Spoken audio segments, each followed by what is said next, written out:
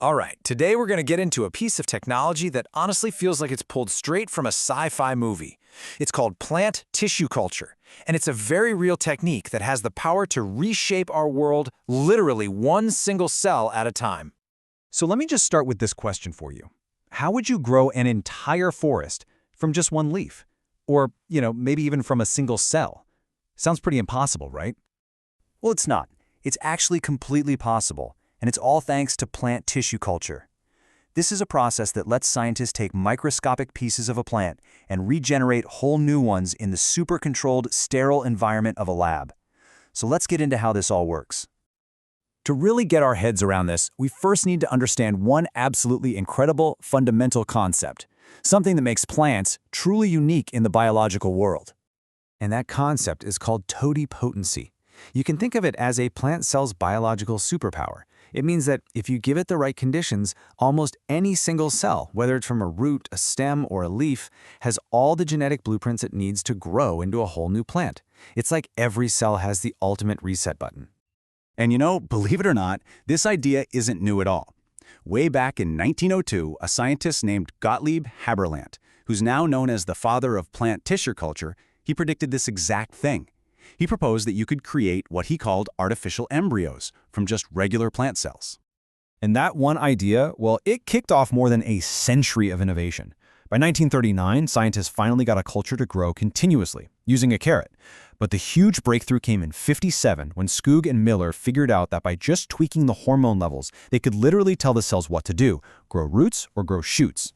Every single one of these steps built the foundation for the technology we use today. Okay, so that's the theory.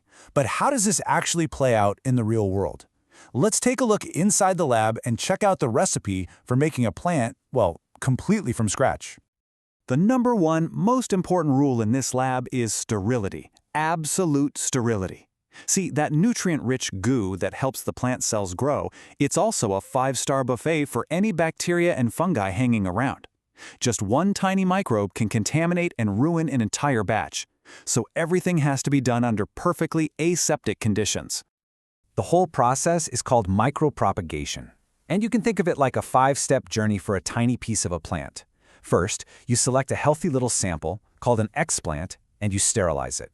Then, you pop it into a growth medium so it can multiply into a bunch of tiny shoots.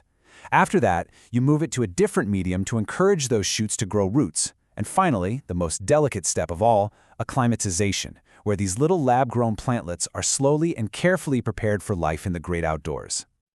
So here's what that journey looks like. You start with that small explant, and it develops into this blob of undifferentiated cells called a callus.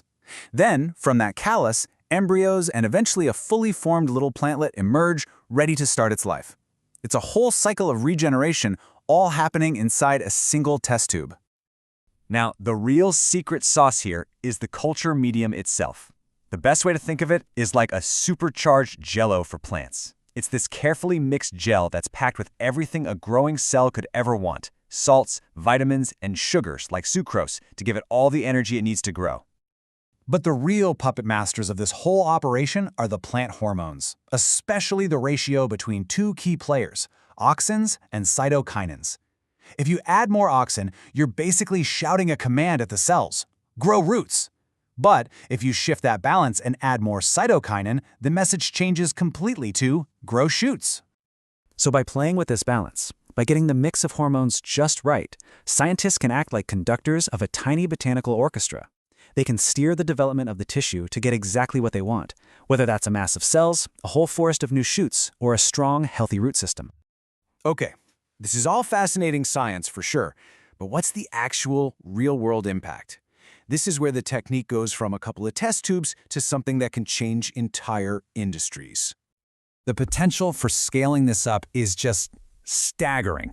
From one single tiny piece of plant, using these techniques, you can produce over 100,000 genetically identical plants in just 1 year.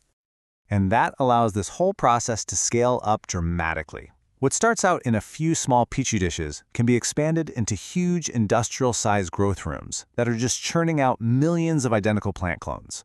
And they can do it in a fraction of the time and space you'd need for traditional farming.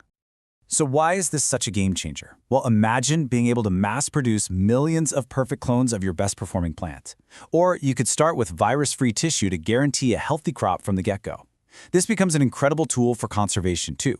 We can rapidly multiply endangered species from a single sample. And for farmers, it means you're no longer stuck with the whims of seasons or weather. You can produce crucial crops all year round. But micropropagation, that's really just the beginning. The same core ideas are opening up even more advanced and, frankly, mind-blowing frontiers in plant science. Now, to understand what's coming next, we need a super quick biology refresher. Most of a plant is made of what are called somatic cells. Those are just the regular cells in its leaves, stems, and roots. Zygotic cells, on the other hand, are special. They're formed after fertilization, and their only job is to become a brand new embryo. Okay, now this is where it gets really wild. There's a process called somatic embryogenesis that basically tricks a regular old somatic cell into thinking it's a zygotic cell. It reprograms the cell to act as if it's been fertilized, which causes it to develop into a complete embryo, all without needing seeds or any kind of sexual reproduction. And this unlocks some unbelievable future possibilities. We can use cryopreservation to freeze these embryos in liquid nitrogen, essentially creating a frozen zoo for plants to protect genetic diversity forever. We can do genetic engineering right there in the lab, designing plants with new traits like drought resistance before they even become a plant. We can even use massive bioreactors to turn these cells into tiny factories, producing valuable compounds for medicines, all without ever having to grow a single full plant. So, we've gone from a single cell all the way to a forest. From a scientific theory over 100 years old to a technology that can create disease-free food, save rare species, and even grow medicine in a vat.